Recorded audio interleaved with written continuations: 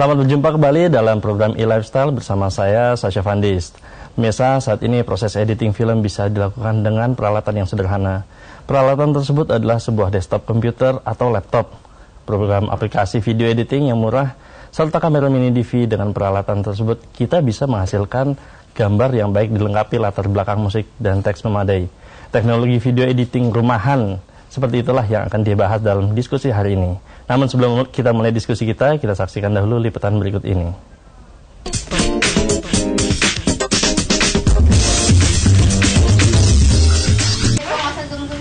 Perkembangan teknologi digital kini merambah ke segala lini bidang kehidupan, termasuk di dalamnya perfilman. Dalam hal ini, teknologi digital membantu mulai dari proses pengambilan atau pengumpulan gambar sampai ke pasca produksi atau editing. Karenanya seiring dengan perkembangan teknologi, pembuatan film digital pun mulai menjamur. Baik itu di kalangan profesional, kalangan remaja, maupun kelompok masyarakat lainnya.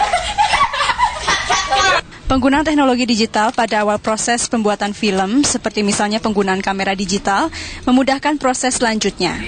Contohnya, proses editing gambar hasil dari kamera digital yang menjadi jauh lebih mudah dan murah. Film layar lebar menggunakan seluloid 35 mm memerlukan proses editing yang memakan waktu lama dan sangat mahal. Karena materi yang dikumpulkan harus diedit di perusahaan pasca produksi khusus di negara tetangga. Karena dia lebih efisien, lebih murah, bisa dipakai oleh individu-individu. Kalau film dulu kan yang analog harus dikerjakan oleh 25 orang sampai 70 orang. Sekarang dengan peralatan audiovisual baru, komputer dan sebagainya, itu artinya dipakai oleh siapa saja, untuk siapa saja, dari siapa saja. Penayangannya tidak perlu harus ke bioskop, lebih demokratisasi kan. Bisa di komunitas, bisa di rumah sendiri, di komputer ada juga bisa. Ya, di sini.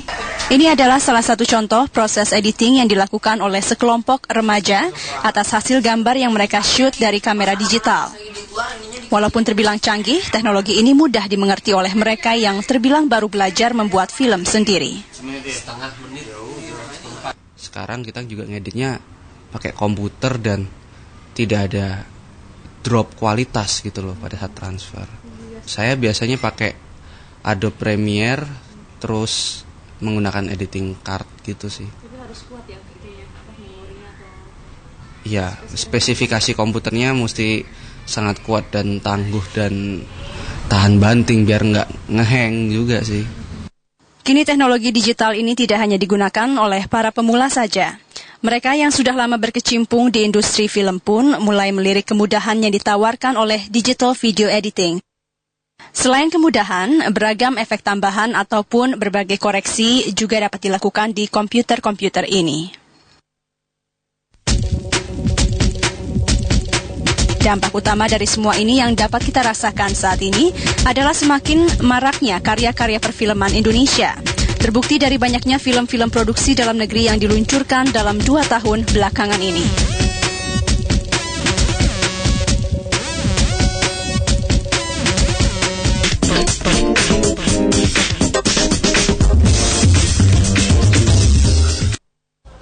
Mirsa, untuk membahas lebih jauh tentang video editing ini, di studio telah hadir Mas August Safara, seorang praktisi video editing dari majalah Info Komputer.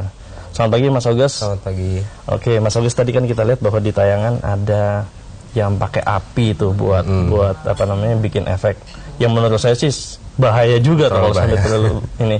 Sebenarnya kan dengan video editing ini kita bisa ada ini ya, betul, ada semacam fasilitas special effect ya, special effect mengeluarkan api itu. Oke, sebelum kita masuk ke sana, mungkin yang perlu dijelaskan secara pertama-tama adalah video editing itu sendiri gimana sih? Maksudnya apa gitu?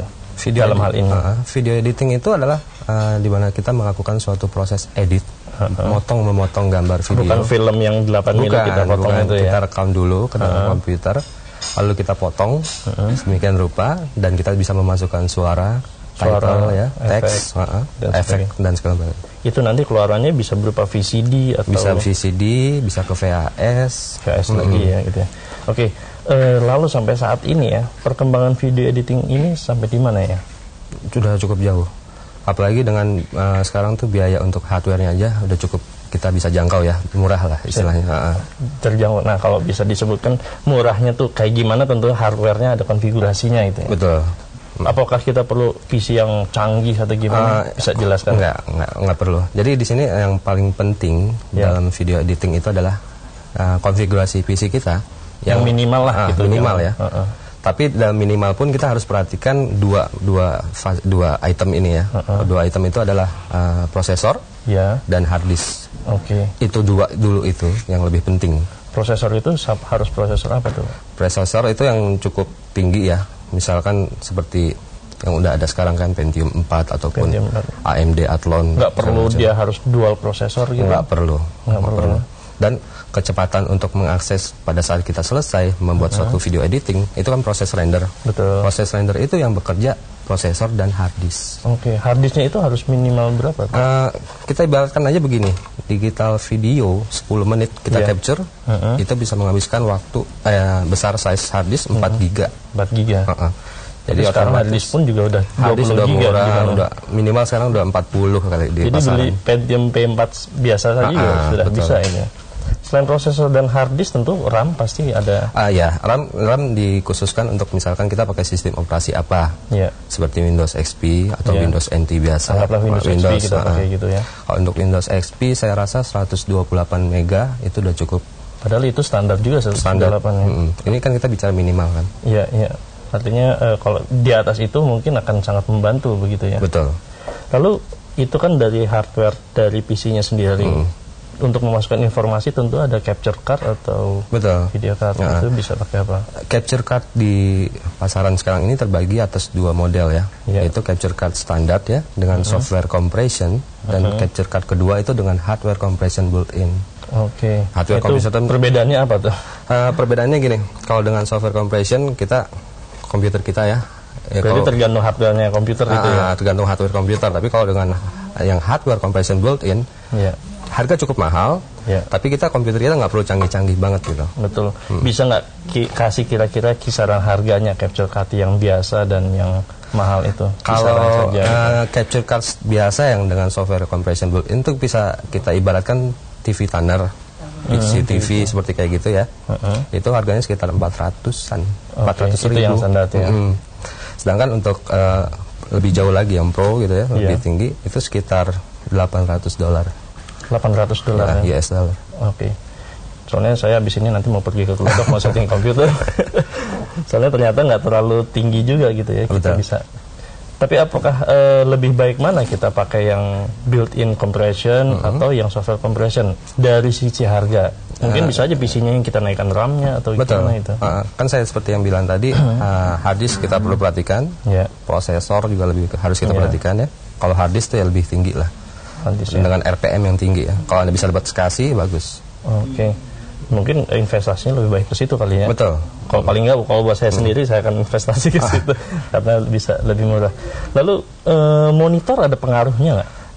Sangat berpengaruh gitu. Apalagi di bagian orang-orang desain ya. Monitor itu adalah istilahnya jantungnya mereka lah. Gitu. Dia di mana dia melihat gitu ya. Karena pernah ada kasus gambar saya misalkan hitam di monitor saya, saya istilahnya saya benarkan gitu ya, brightness-nya saya tinggikan, tahu-tahu di monitor orang lain itu terlalu terang. Jadi kayaknya agak sedikit lebih detail tentang monitor ini. Tapi kita lanjutkan nanti setelah break. Pemirsa, sangat menarik sekali karena dengan informasi ini Anda bisa mengedit video di rumah. Tapi kita lanjutkan setelah break yang satu ini.